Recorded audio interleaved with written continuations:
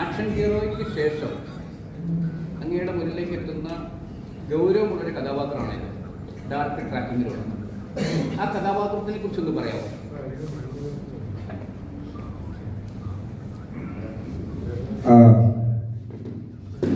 Action hero ബിജുവിലുള്ള ഒരു ഗൗരവതരമായ വേഷമല്ലായിരുന്നു. അതിനുശേഷം ചോദ്യം മനസ്സിലായില്ല. മനസ്സിലായിട്ടാ പറയണേ. ആക്ഷൻ ഹീറോ ബിജുവിലുള്ളത് പോലെ ഗൗരവതരമായ വേഷമാണല്ലോ ഇത് എന്നല്ലേ ചോദിച്ചു. അങ്ങനെ ആക്ഷൻ ഹീറോ ബിജുവിലുള്ളത് ഒരു ഗൗരവതരമായ വേഷമാണ്, ഒരു കോമഡി പോലത്തെ വേഷമായിരുന്നു ഇത്. പക്ഷേ അങ്ങനെ അതായത് ഒരു കേസ് അന്വേഷണത്തിൻ്റെ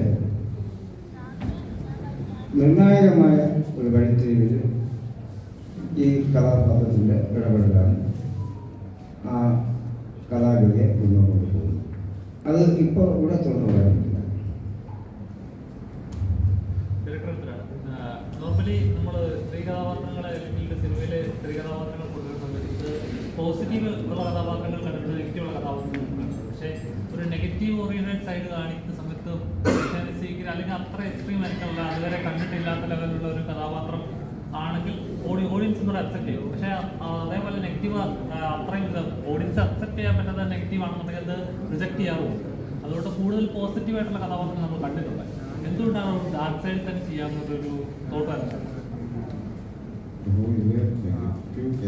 എല്ലാ നെഗറ്റീവ് ക്യാരക്ടറിൻ്റെ ഇതിൽ വരുന്ന ഒരു ആർട്ടിസ്റ്റ് ഒരു 3-4 പേര് നെഗറ്റീവ് ക്യാരക്ടർ, നല്ല ക്യാരക്ടർ. പക്ഷേ ചില സിറ്റുവേഷനിൽ ഈ കഥയുമായി പോകുമ്പോൾ പല ഫീമെയിൽ മെയിൻലി ക്യാരക്ടേഴ്സ് പോകുന്നുണ്ട്. പക്ഷെ അത് തിരിച്ച് വരുന്നുണ്ട്.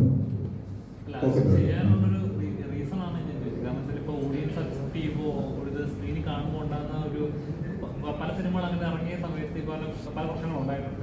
അതുകൊണ്ടാണ് ചോദിക്കാൻ കാരണം. അങ്ങനത്തെ പ്രശ്നങ്ങളൊന്നും ഇതിലില്ല. അത്രയും കുറച്ച് ഓക്കെ വയലൻസ് അത്യാവശ്യമുണ്ട്. എന്നാൽ പോലും പല സംഭവങ്ങളും നടക്കുന്നത് ഇപ്പോൾ സ്ത്രീകൾ പ്രശ്നമാണ്. എന്നാൽ എല്ലാ സ്ത്രീകളും പ്രശ്നമല്ല. പുരുഷന്മാരും പ്രശ്നമല്ല.